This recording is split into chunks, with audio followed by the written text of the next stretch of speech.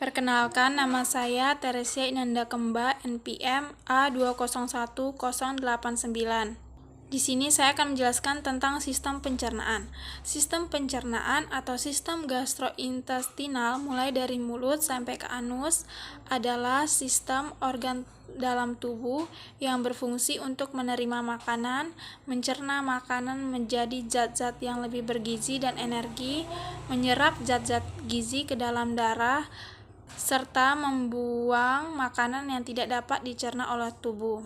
Saluran pencernaan makanan terdiri dari mulut, tenggorokan, kerongkongan, lambung, usus halus, usus besar, rektum, dan anus.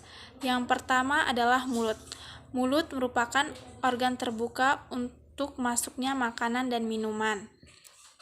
Mulut merupakan jalan masuknya untuk sistem pencernaan. Di dalam mulut terdapat selaput lendir. Pengecapan dirasakan di permukaan lidah di dalam mulut. Yang kedua adalah tenggorokan. Tenggorokan adalah penghubung antara mulut dan kerongkongan. Yang ketiga adalah kerongkongan. Kerongkongan adalah tabung berotot pada vertebrata yang dilalui sewaktu makanan mengalir dari mulut ke lambung. Sering juga disebut dengan esofagus, panjangnya 20 cm sampai 30 cm. Organ ini berfungsi untuk menghubungkan antara mulut dengan lambung. Yang keempat adalah lambung.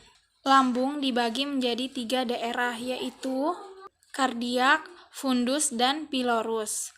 Kardiak yaitu bagian lambung yang paling pertama untuk tempat masuknya makanan dari kerongkongan atau esofagus. Yang kedua yaitu fundus, berfungsi untuk menampung bagian makanan yang akan diproses secara kimiawi dengan bantuan enzim.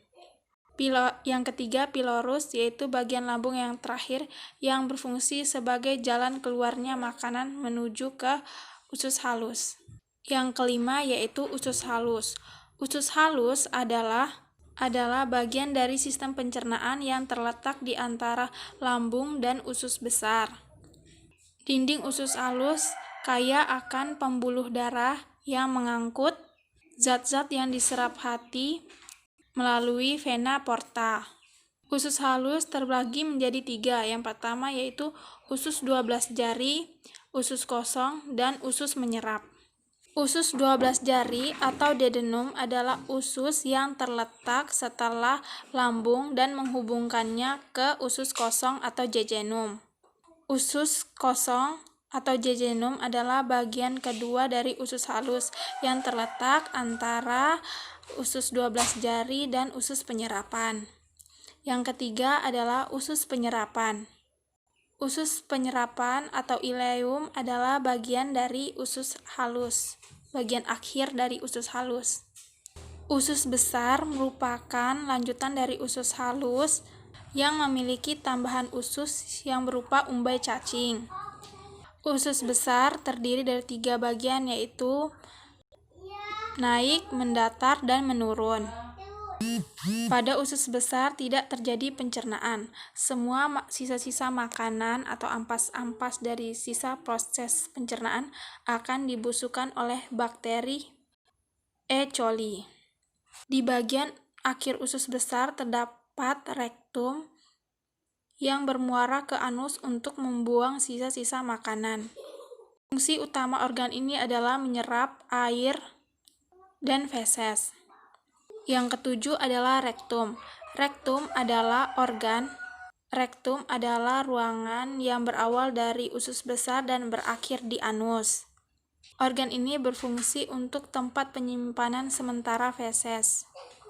Biasanya rektum kosong karena tinja disimpan di tempat yang lebih tinggi, yaitu pada kolon descendens. Jika kolon descendens penuh dan tinja masuk ke dalam anus, maksudnya masuk ke dalam rektum, maka munculnya keinginan untuk BAB. Anus merupakan lubang di ujung saluran di mana bahan limbah keluar dari tubuh. Baiklah, itulah saluran organ-organ saluran pencernaan.